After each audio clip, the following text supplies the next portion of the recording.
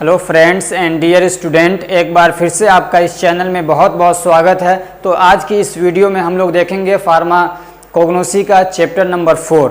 तो चलिए शुरू करते हैं। चैप्टर नंबर 4 है सेकेंडरी मेटाबोलाइट। क्या है? चैप्टर नंबर 4 का अगर हम लोग कोई नाम दें तो वो होगा सेकेंडरी मेटाबोलाइट। अब हम लोग देखते हैं कि सेकेंडरी मेटाबोलाइट क्या होता है। तो पहले आप वैसे ही थोड़ा समझ लीजिए, फिर उसको डेफिनेशन को देखिएगा। आप जानते हैं कि प्लांट्स जो होते हैं उनके अंदर बहुत सारे केमिकल्स होते हैं जो प्लांट खुद बनाते हैं। तो वो दो तरह के केमिकल्स होते हैं तो बहुत सारे, लेकिन उनको टू टाइप में उनको बांटा गया है। किसमें? दो तरह से उनको बांटा गया है। एक होता है प्राइमरी मेटाबोलाइट और दूसरा होता है सेकेंडरी मेटाबोलाइट। अब प्राइमरी मेटाबोलाइट क्या होता है? प्राइमरी मेटाबोलाइट वो कंपाउंड्स होते हैं, वो चीज़ें होती हैं जो उनके ग्रोथ के लिए, उनके डेवलपमेंट के लिए ज़रूरी होती हैं, उनको बढ़ने के लिए, उनका भोजन बनाने के लिए, ये सब चीज़ों के लिए ज़रूरत पड़ती है। वो होता है प्राइमरी मेटाबोलाइट। जैसे कि एक एग्जांपल उसका है, जैसे कार्बोहाइड्रेट हो गया, या जैसे कि हार्मोन्स हो गए, या प्रोटीन हो गए, फैट हो गए, ये सारी चीज़ें आती है प्राइमरी मेटाबोलाइट में। और दूसरा होता है सेकेंडरी मेटाबोलाइट, जो उनके ग्रोथ और डेवलपमेंट के लिए नहीं होता है, बल्कि उनको बीमारियों से बचाने के लिए या बाहर का कोई इफेक्ट उनके ऊपर पड़ता है तो उससे बचाने के लिए जो केमिकल्स या जो भी सब्सटेंस प्लांट बनाते हैं अपने आप को सर्वाइव करने के लिए, अपने आप को बचाने के लिए, बाहर वालों का मुकाबला करने के लिए, वो होता है सेकेंडरी मेटाबोलाइट। तो चलिए शुरू करते हैं।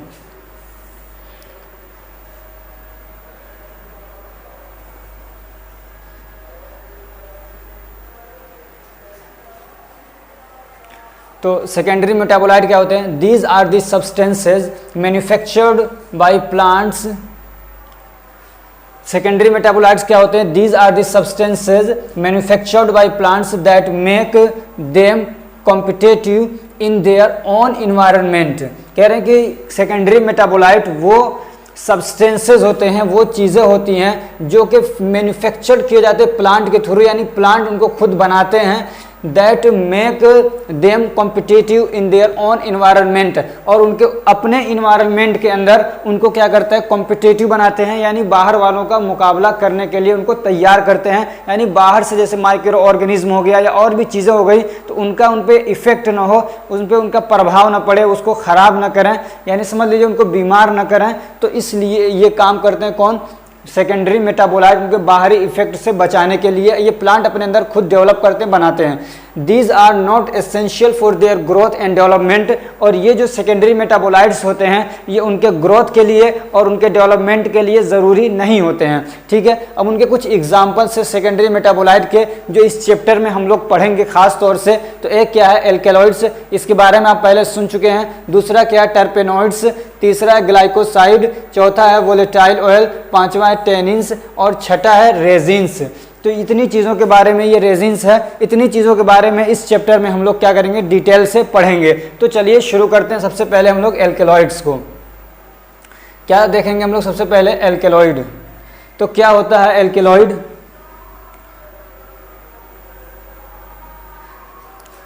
Alkaloids are heterocyclic nitrogenous compounds. आपको ये पता लग गया कि एल्केलॉइड क्या है? ये प्लांट से मिलने वाला एक सेकेंडरी मेटाबोलाइट है। ठीक, अब ये एल्केलॉइड की खुद की क्या इसकी डेफिनेशन है? तो alkaloids are heterocyclic nitrogenous compounds. सिर्फ इतना अगर डेफिनेशन आप याद कर लेते हैं तो समझ लीजिए आपके लिए काफ़ी है, ये एनफ है एग्जाम में लिखने के लिए। एल्केलॉइड्स क्या होते हैं? हेटेरोसाइक्लिक नाइट्रोजीनस कंपाउंड्स होते हैं। अब हेटेरोसाइक्लिक क्या, इसके डिटेल में नहीं जाएंगे, सिर्फ ये समझिए कि ये एक रिंग होता है मॉलिक्यूल का। ठीक है, अब जब आप फार्मास्यूटिकल केमिस्ट्री का चैप्टर नंबर 5 पढ़ेंगे, अगर मैं पढ़ाऊंगा उसको तो वहाँ डिटेल से मैं समझाऊंगा, और 12th क्लास में भी आप इसको पढ़ के आएंगे कि हेटेरोसाइक्लिक कंपाउंड्स क्या होते हैं। ठीक है, और दूसरा क्या? नाइट्रोजीनस होता है, यानी इसके अंदर नाइट्रोजन मॉलिक्यूल होते हैं इसके। ठीक है, अब क्या होता है? Generally they are basic in nature, और आमतौर से ये क्या होते हैं? नेचर इनका जो होता है वो बेसिक नेचर के होते हैं। ठीक है, due to presence of amino nitrogen, nitrogen के जो मॉलिक्यूल्स हैं उनके प्रेजेंट होने की वजह से, यानी उनके उसमें कंपाउंड्स में पाए जाने की वजह से ये बेसिक नेचर के होते हैं। अगर ये क्वेश्चन ऐसे पूछ ले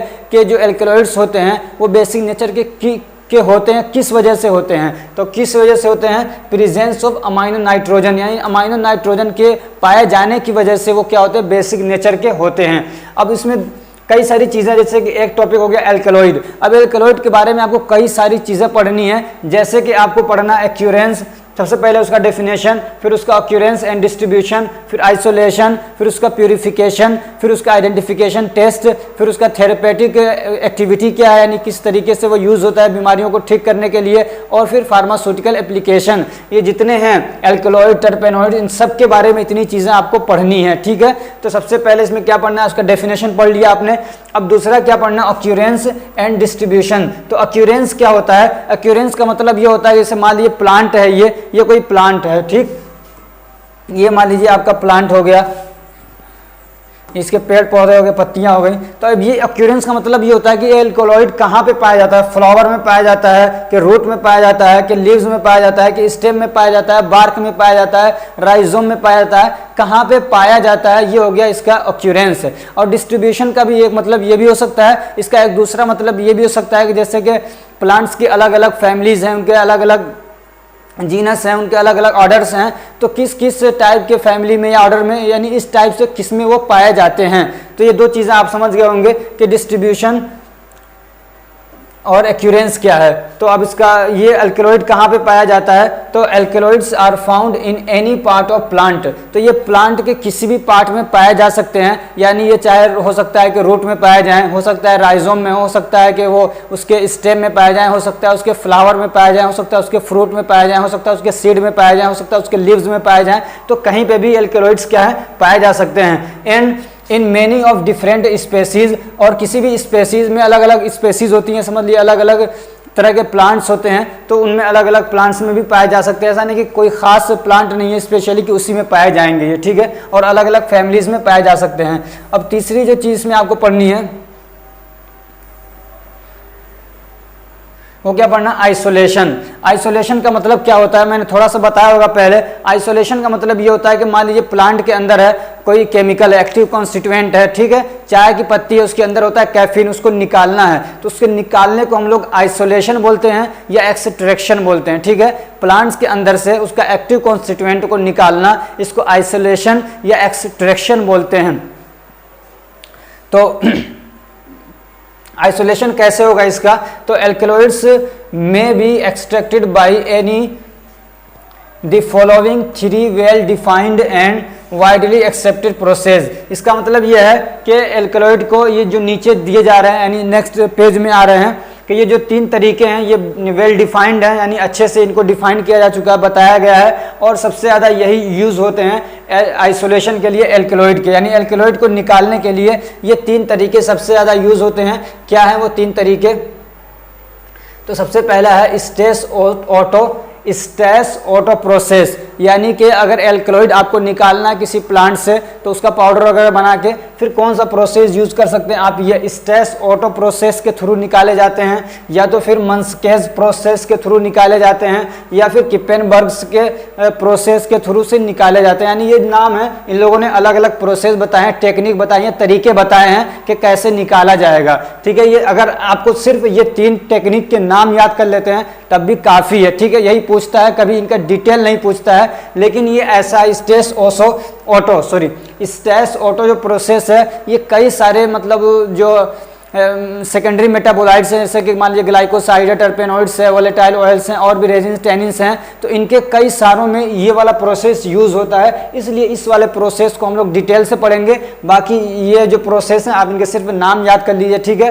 सिर्फ एक प्रोसेस जो है स्टेस ऑटो प्रोसेस, इसको हम लोग डिटेल से पढ़ेंगे, ठीक है। हालांकि डिटेल पूछता नहीं कभी, मैंने बहुत सारे क्वेश्चन पेपर देखे हैं पिछले प्रीवियस ईयर के, उसमें किसी में भी डिटेल से नहीं पूछा है, लेकिन फिर भी आप एक पढ़ लीजिए, आपको भी थोड़ी तसल्ली हो जाएगी कि हम लोग पढ़ रहे हैं तो ये सीख नहीं पा रहे हैं कि कैसे निकाला जाएगा। तो इसलिए मैंने सोचा है कि आपको बताऊं। आप बुक देखेंगे तो बहुत ज़्यादा उसमें कॉम्प्लिकेटेड करके बताया गया, आपको समझ में नहीं आएगा कुछ, तो मैंने उसको बहुत ज़्यादा एक्सप्लेन करके बहुत इजी लैंग्वेज में बताने की कोशिश की है। चलिए शुरू करते हैं। अगर आपको ये प्रोसेस अच्छा लगे, आपने बुक भी पढ़ी होगी, देखा होगा, अगर वहाँ नहीं समझ में आया होगा और यहाँ आपको ये समझ में आ गया तो कमेंट करके ज़रूर बताइएगा, थैंक यू बोल दीजिएगा एक बार, तब मैं समझ जाऊँगा कि हाँ आपको ये समझ में आ गया है। तो समझ लीजिए कि आप एक एग्जाम्पल से कि ये आपका प्लांट, ये आपका क्या है, मान लीजिए प्लांट है,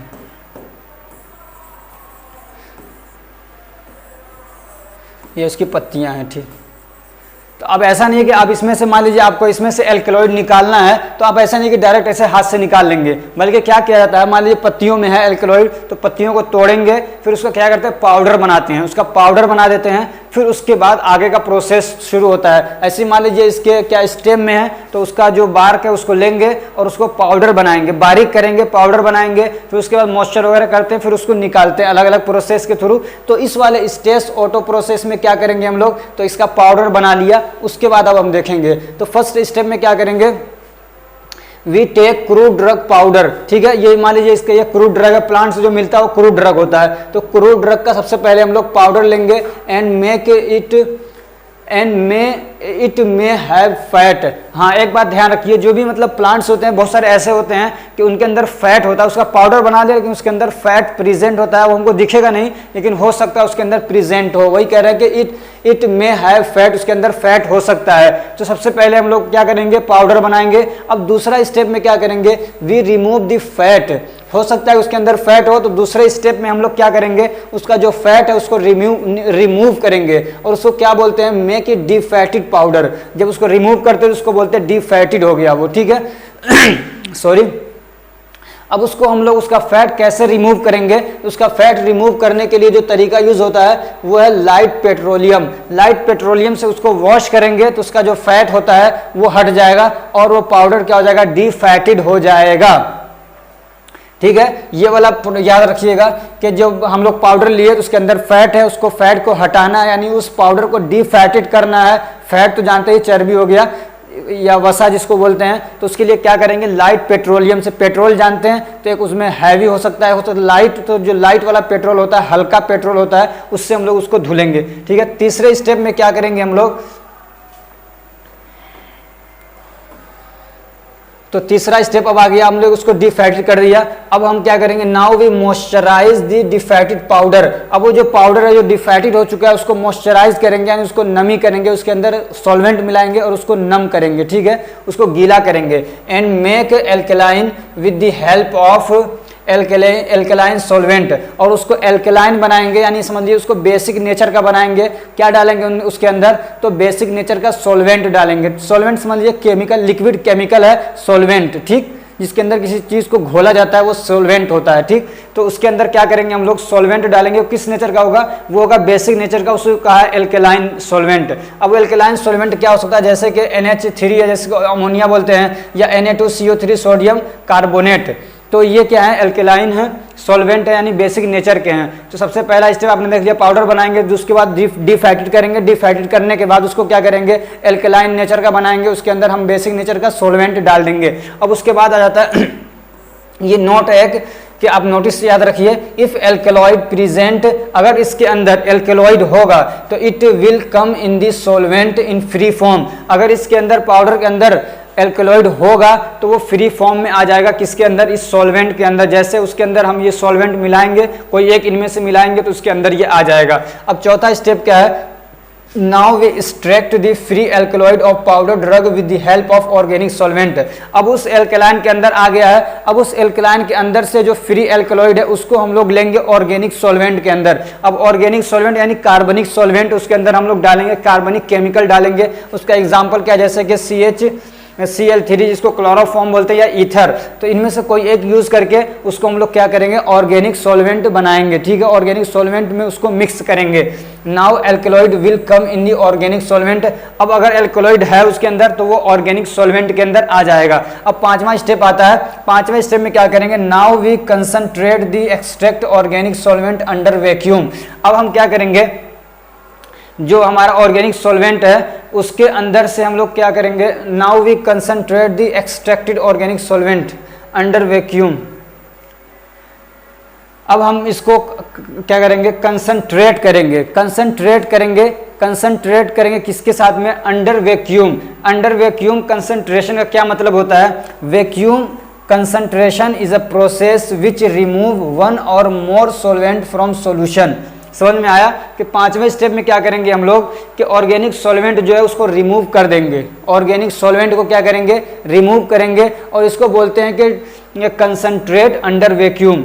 अब वैक्यूम कंसंट्रेशन क्या होता है? वैक्यूम कंसंट्रेशन, ये जो यहाँ पे पढ़ा ना, कंसंट्रेट अंडर वैक्यूम, तो उसी का मतलब यहाँ पे है vacuum concentration is a process which remove one और मोर सॉल्वेंट फ्रॉम सॉल्यूशन। ये जो सॉल्यूशन था तो उसके ये कह रहे हैं कि एक या ज़्यादा सॉल्यूशन है, उनमें से ऑर्गेनिक सॉल्वेंट को हटा देना, रिमूव कर देना, उसको क्या बोलते हैं? वैक्यूम कंसंट्रेशन या कंसंट्रेशन वैक्यूम बोलते हैं। ठीक है, अब वो कैसे करता है? एटमॉस्फेरिक प्रेशर को कम कर देता है, तो इस तरीके से क्या होता है? वो रिमूव कर देता है। अब आगे आता है छठा स्टेप। अब जब उसको रिमूव कर देंगे तो फिर उसमें हमको जो सॉल्वेंट सॉल्यूशन मिलेगा, now we dissolve it in dilute acid. अब जब ऑर्गेनिक सॉल्वेंट को रिमूव करने के बाद हमको जो सॉल्यूशन मिला है, उस सॉल्यूशन को हम फिर से घोलेंगे किसमें? डाइल्यूट एसिड में। डाइल्यूट यहाँ पे है DIL और इसका ULT है, डाइल्यूट। तो डाइल्यूट एसिड के अंदर हम लोग क्या करेंगे? उसको डिजोल्व करेंगे। डाइल्यूट का मतलब ये होता है कि जो एसिड है उसके अंदर पानी अगर मिलाया गया है, यानी उसको हल्का कर दिया गया, उसको बोलते हैं डाइल्यूट। और अगर उसको गाढ़ा कर दिया जाता है, खूब ज़्यादा एसिडिक नेचर का होता है, उसको बोलते हैं कंसंट्रेटेड। तो क्या कह रहे हैं कि हम अब छठे स्टेप में क्या करेंगे? जो सॉल्यूशन हमको मिला है तो उसको उसमें क्या करेंगे? हम लोग डाइल्यूट एसिड मिलाएंगे। अब वो एसिड आपको मालूम है, जैसे H2SO4 हो सकता है या HCl हाइड्रोक्लोरिक एसिड भी हो सकता है। अब उसके बाद उसको क्या करेंगे? After dissolution it transfer into two form. जब उसके अंदर हम एसिड मिलाएंगे या उसको एसिड में मिलाएंगे तो वो टू फॉर्म में उसके दो फेज बन जाएंगे, दो फॉर्म बन जाएंगे। एक फॉर्म जो होगा उसका वो एक्वस फेज हो जाएगा और दूसरा फिर क्या हो जाएगा? ऑर्गेनिक फेज में वो बदल जाएगा। दो फेज बन जाएंगे उसके, जब उसके अंदर एसिड मिलाएंगे। ठीक है, एक एक्वस फॉर्म हो जाएगा, एक्वस फेज हो जाएगा, जिसको वाटर वाला पानी वाला फेज कहेंगे, और दूसरा ऑर्गेनिक यानी कार्बनिक फेज बन जाएगा। ठीक, तो अब सातवें स्टेप में क्या करेंगे कि now we take aqueous form and basified. अब हम क्या करेंगे? इस वाले फॉर्म को छोड़ देंगे और इस वाले फॉर्म को ले लेंगे। ठीक है, इस वाले एक्वस फॉर्म को लेंगे और उसको बेसिफाइड करेंगे, यानी एक्वस फेज को लिया हमने और उसको बेसिफाइड करेंगे। बेसिफाइड करने का मतलब यह है कि उसके अंदर बेस मिलाएंगे, और बेस का एग्जाम्पल क्या? जैसे अमोनिया हो गया या NaHCO3 सोडियम बाइकार्बोनेट हो गया, इनमें से कोई एक मिलाएंगे तो वो बेसिफाइड हो जाएगा। ठीक है, अब जब उसको बेसिफाइड करेंगे तो फिर से वो दो फॉर्म में क्या होगा? बदल जाएगा। यहाँ पे दो फॉर्म हुआ था, एक फॉर्म हमने छोड़ दिया था, दूसरा फॉर्म ले लिया था। ये दो फॉर्म कैसे होता है? जैसे कि मान लीजिए ये आपका बर्तन है जो इसमें आप मिला रहे हैं, तो नीचे यहाँ पे वो जगह रहता है निकलने का। तो ये जैसे कि मान लीजिए एक ऊपर चला जाता है, एक नीचे चला जाता है, तो नीचे वाले को हम लोग ले लेते हैं, ऊपर वाले को छोड़ देते हैं, या ऊपर वाले को ले लेंगे, नीचे वाले को छोड़ देंगे। इस तरीके से दो फेज में हो जाता है। यानी जैसे आपने देखा होगा तेल ऊपर हो जाता है, पानी नीचे हो जाता, देखा होगा ना, पानी क्या होता है? नीचे चला जाता है, तेल ऊपर हो जाता है। तो ये हो जाता है दो फेज में। ऐसे ही यहाँ पे भी ये दो फेज में बदल जाता है। ठीक है, एक एक्वस फॉर्म हो जाता है, एक ऑर्गेनिक फेज हो जाता है। तो ऑर्गेनिक फेज को छोड़ देते हैं, एक्वस को लेते हैं। फिर एक्वस को हम जब बेसिफाइड करते हैं, यानी उसके अंदर बेस मिलाते हैं, जैसे अमोनिया हो गया या सोडियम बाइकार्बोनेट हो गया, तो फिर से ये दो फॉर्म में बदल जाता है। यानी एक ऊपर एक्वस फॉर्म हो जाता है, एक दूसरा हो जाता है ऑर्गेनिक फेज। ठीक है, अब हम क्या करते हैं? इस वाले एक्वस फॉर्म को छोड़ देते हैं और इसको लेते हैं ऑर्गेनिक फेस को, और इसको क्या करते हैं? Evaporate to dryness. Evaporate to dryness का मतलब ये होता है कि इसको हम वाटर बाथ पे ऊपर रख के इसको भाप देंगे या इसको सुखाएंगे, हीट देंगे, तो फिर उस क्या होता है? वो एवोपरेट होकर उसके अंदर जो केमिकल्स, जो दूसरे ऑर्गेनिक सब्सटेंस हैं, जो केमिकल्स हैं, वो निकल जाता है, भाप बन के उड़ जाता है, और जो असल क्रूड ड्रग हमको निकालना था वो हमको मिल जाता है। वही है ऑब्टेन्ड क्रूड ड्रग। ठीक है, एक दो बार आप इस प्रोसेस को देखिएगा, आपको हो सकता है याद हो जाए, और अपने हिसाब से आप इसका फ्लो चार्ट बनाने की कोशिश करिएगा। ठीक है, अब हम लोग देखेंगे प्यूरिफिकेशन। अब हमने ये ऑब्टेन कर लिया, तो ये ज़रूरी नहीं है कि एकदम ये प्योर हो, बल्कि हो सकता है कि और भी केमिकल्स उसके अंदर कुछ हों, तो उसको फिर क्या कहता है? प्यूरिफाई किया जाता है, प्यूरिफाई करते हैं। ठीक है, तो different alkaloids crude extract are purified by different ways. ये कह रहे हैं कि अलग अलग टाइप के एल्कलॉइड्स, अब एल्कलॉइड नहीं कि एक ही टाइप का होता है, अलग अलग टाइप के एल्कलॉइड्स होते हैं। ठीक है, तो ये कह रहे हैं कि डिफरेंट टाइप्स जो एल्कलॉइड क्रूड होते हैं जो एक्सट्रैक्ट किया जा चुका है, जैसे ये है, जो ये एक्सट्रैक्टेड है, तो उनको अलग अलग तरीके से प्यूरिफाई भी किया जाता है। प्यूरिफाई का मतलब ये है कि मान लीजिए ये हमने एक्सट्रैक्ट किया, इसमें 3-4 केमिकल्स निकल के आए हैं, तो अब से हमको सिर्फ जो एल्कलॉइड है उसको अलग करना है, तो उसी को बोलते हैं प्यूरिफिकेशन करना। ठीक है। तो अब इसको कई तरीके हो सकते हैं, जैसे एक डायरेक्ट क्रिस्टलाइजेशन फ्रॉम सॉल्वेंट। तो ये कह रहे हैं कि सॉल्वेंट से डायरेक्ट क्रिस्टलाइजेशन करना, सॉल्वेंट से डायरेक्ट क्रिस्टलाइजेशन करना, उसका क्या तरीका हो सकता है। मान लीजिए ये आपका बर्तन है, इसके अंदर आपका सॉल्वेंट है, यहाँ पे आपने आग जलाया, ठीक है, और इसके अंदर जो सॉल्वेंट है इसको हीट दिया, इसको क्या किया, हीट दिया, तो इसके अंदर जो दूसरे सॉल्वेंट्स हैं, जो दूसरे केमिकल्स हैं, वो उड़ जाते हैं ऑपरेट होके, और ये क्या होता है, क्रिस्टलाइज बन जाता है। क्रिस्टलाइज मतलब होता है छोटे छोटे दाने। तो ये एक तरीका होता है। तो ये कह रहे हैं कि this simple method is not used for complex mixture. ये कह रहे हैं कि जो सिंपल मिक्सचर होते हैं वो उनके लिए तो ये हो जाता है, लेकिन कुछ मिक्सचर ऐसे होते हैं, कुछ सॉल्वेंट यानी 3-4 सॉल्वेंट मिले हुए मिक्सचर है, तो वो ऐसे होते हैं कि वो इस वाले टेक्निक से उनका काम नहीं चलता है, वो उड़ते नहीं है, ठीक है, क्रिस्टलाइजेशन नहीं बन पाता है। तो एक टेक्निक क्या हो गया, आप सिर्फ इसका नाम याद रख लीजिएगा, आपको काफ़ी हो जाएंगे, ठीक है। तो एक तरीका क्या है प्यूरिफिकेशन का, डायरेक्ट क्रिस्टलाइजेशन फ्रॉम सॉल्वेंट, ठीक है, ये मैंने समझा दिया। अब दूसरा इसका तरीका क्या हो सकता है, तो दूसरा है स्टीम डिस्टिलेशन। दूसरा क्या है, स्टीम डिस्टिलेशन। स्टीम डिस्टिलेशन क्या होता है, स्टीम डिस्टिलेशन मतलब ये होता है कि मान लीजिए ये है आपका जो सॉल्वेंट है उसको इसमें डाल दिया, ठीक, इसमें आपका जो सॉल्वेंट है उसको डाल दिया आपने, और उसके बाद इसमें आग जला दी, और यहाँ से पाइप लगाए जाते हैं। तो इसमें जो आपका सॉल्वेंट है जो आपको निकालना है, ये लिक्विड वाले में होता है खास तौर से, तो वो भाप बन के इधर से उड़ता है, ठीक है। और यहाँ पे फिर क्या होता है, पाइप से लगे रहते हैं जिसको कंडेंसर बोलते हैं, कि उसमें कुछ एयर के निकलने का, ऐसे पास होने के मतलब सिस्टम बनाए रहते हैं। जब इसमें वो पहुँचता है फिर इसको नीचे कर दिया जाता है, जब इसमें पहुँचता है तो फिर क्या होता है, वो होता है स्टीम डिस्टिलेशन। ये कि उसको भाप बनाया जाता है। स्टीम डिस्टिलेशन में क्या होता है कि जो आपका सॉल्वेंट उसको हीट दे के भाप बनाया जाता है, तो आपका जो सॉल्वेंट है वो भाप बन के उड़ जाता है, फिर यहाँ पे जाता है तो वहाँ पे कंडेंसर होता है, कंडेंसर में पहुँचते ही फिर से वो क्या है, भाप वाला पानी की फॉर्म में बन जाता है, फिर वो पानी क्या होता है, बूंद बूंद करके टपकता रहता है, उसको कलेक्ट कर लेते हैं, तो ये होता है स्टीम डिस्टिलेशन, ठीक है। और तीसरा क्या, क्रोमेटोग्राफिक टेक्निक। ये प्यूरिफिकेशन के लिए सबसे मेन इंपॉर्टेंट ये है क्रोमेटोग्राफिक टेक्निक, जो आज के दौर में सबसे ज़्यादा यूज होता है, ठीक है, और सबसे ज़्यादा अच्छा माना जाता है। This method is ideal for separating the majority of plant alkaloids. से कह रहे हैं कि बहुत सारे तरीके, मेजोरिटी मतलब ज़्यादा, तो बहुत सारे प्लांट्स के जो एल्कलॉइड्स होते हैं उनको सेपरेट करने के लिए ये वाला जो टेक्निक है इसको आइडियल माना जाता है, यानी सबसे अच्छा माना जाता है। अब इस वाले टेक्निक में क्या होता है, मैं फुल डिटेल में नहीं जाऊँगा, हल्का सा आपको समझा देता हूँ कि सपोज दैट क्या होता है कि ये आपका कोई बर्तन है, ठीक,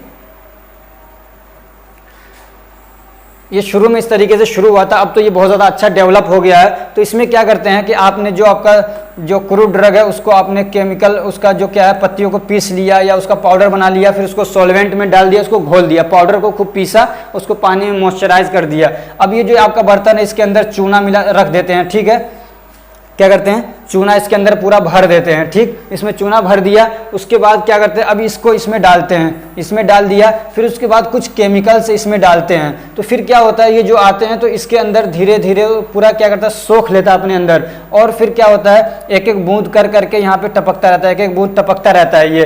तो इसमें क्या होता है, अलग अलग कलर के इसमें जो भी सॉल्वेंट होते हैं, मान लीजिए 4 तरह के सॉल्वेंट हैं, तो वो अलग अलग कलर के इसमें एक एक बूंद करके टपकते रहते हैं। मान लीजिए एक हो गया ऑरेंज कलर का, एक येलो कलर का, एक ग्रीन कलर का, तो आप जो अलग अलग निकलते हैं तो इससे पता चल जाता है कि अच्छा ये वाला एल्कलॉइड है, ये वाला दूसरा है। उसके कलर के हिसाब से फिर क्या किया जाता है, उसको पहचान लिया जाता है कि और फिर उसको अलग कर लिया जाता है, उसका कलर इसमें चेंज होता है। क्रोमेटो का मतलब ही होता है कलर, रंग, ठीक है, और ग्राफिक मतलब होता है लिखना या समझ लीजिए पहचानना।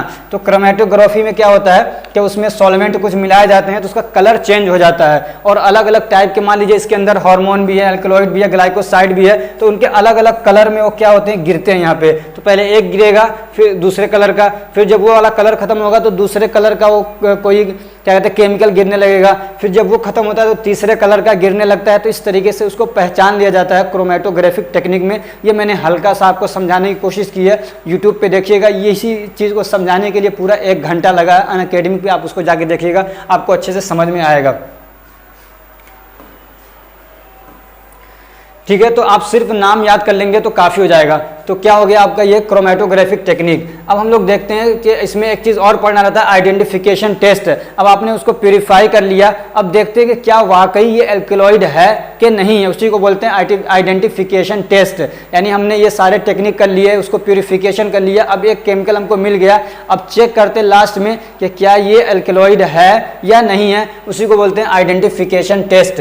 तो उसमें कई सारे लोगों ने अपने अपने अलग केमिकल्स बनाए हैं जिसको रीएजेंट बोलते हैं। जब उसमें डालते हैं तो कुछ कलर देते हैं, उस कलर अगर वो कलर जो उन्होंने बताया है उसी के अकॉर्डिंग आता है तो फिर मान लेते हैं कि हाँ ये एल्केलॉइड है। अब देखिए कैसे है, अब एक मेयर है, इन्होंने अपना एक रीएजेंट बनाया है, केमिकल बनाया है, जब उसको डालते हैं तो उस केमिकल के अंदर एल्केलॉइड जिसको हम मान रहे हैं कि एल्केलॉइड है, जिसको हमने अभी निकाला, एक्सट्रैक्ट किया, जिसको हम सैंपल बोलते हैं, ठीक है। तो सैंपल में जब इनका रीएजेंट, मान लीजिए ये सैंपल है, अब ये जो मेयर्स वाला रीएजेंट है उसके अंदर जब डालेंगे तो क्या होगा, इट गिव्स वाइट और पेल येलो कलर। तो इसके अंदर जो सॉल्वेंट है, जो केमिकल हमने जो निकाला, जो सैंपल है, तो फिर या तो वो व्हाइट कलर का हो जाता है या हल्का पीला कलर का हो जाता है और प्रिसिपिटेट बनता है। प्रिसिपिटेट मतलब ये होता है पपड़ी सी जम जाती है, आपने देखा होगा जैसे दूध फटता है तो पपड़ी पपड़ी सी बन जाती है, ऐसे ही क्या होता है व्हाइट कलर का या पेल येलो कलर यानी हल्का येलो कलर का एक प्रिसिपिटेट बन जाता है।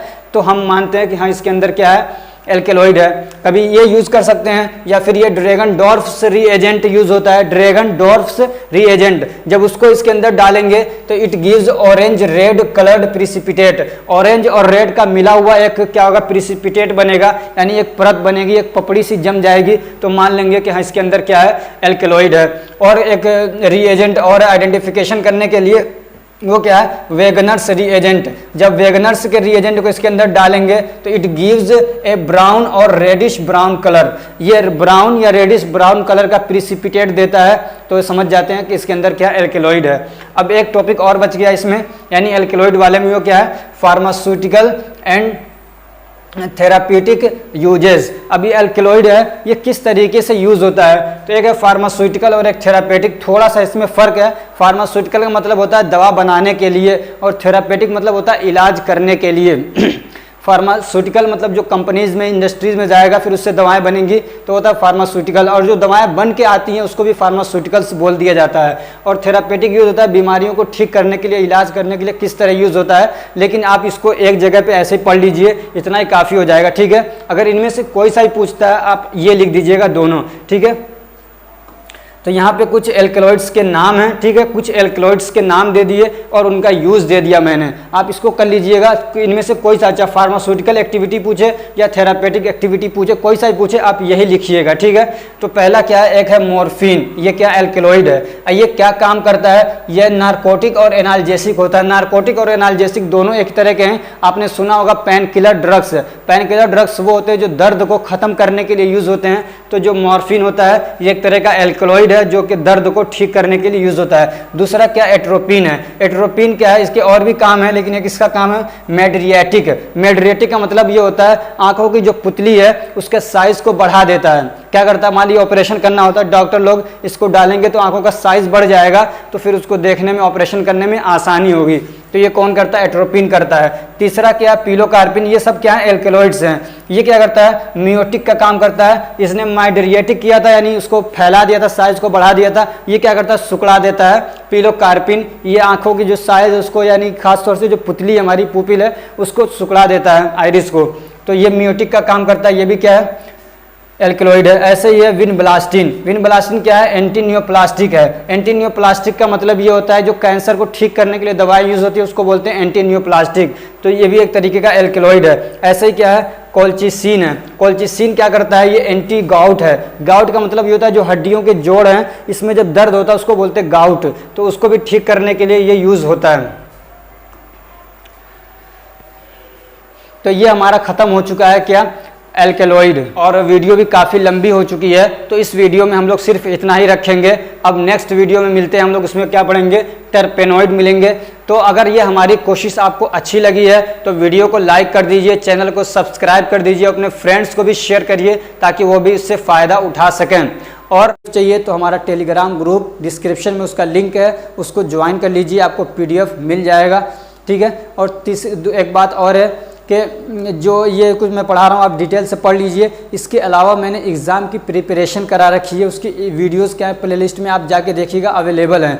अभी 2021-22 के उसमें मैंने जो एग्ज़ाम हुआ है बच्चों को कराया, तो बहुत अच्छे बच्चों का रिज़ल्ट आया, आप जाके देख सकते हैं। बहुत सारे लोगों के कमेंट्स आप जाके पढ़ सकते हैं कि कैसा रहा, तो आप भी उसको करिएगा। वहाँ पे क्या है, सोल्व क्वेश्चन पेपर है, यानी पिछले जो प्रीवियस क्वेश्चन पेपर उनको सोल्व किया गया है। एमसीक्यूज़ किस टाइप से आते हैं वो दिखाया गया है, और क्वेश्चन किस टाइप से आते हैं वो भी दिखाया गया, क्वेश्चन के आंसर भी दिए गए हैं। यानी पूरी आपकी प्रिपरेशन कराई जाएगी, पूरा सिलेबस आपका रिवाइज हो जाएगा। तो आप उसको भी जाके ज़रूर देखिएगा एग्ज़ाम से 1-2 महीना पहले, वहाँ से आपकी बहुत अच्छी तैयारी हो जाएगी। Thank you so much for watching.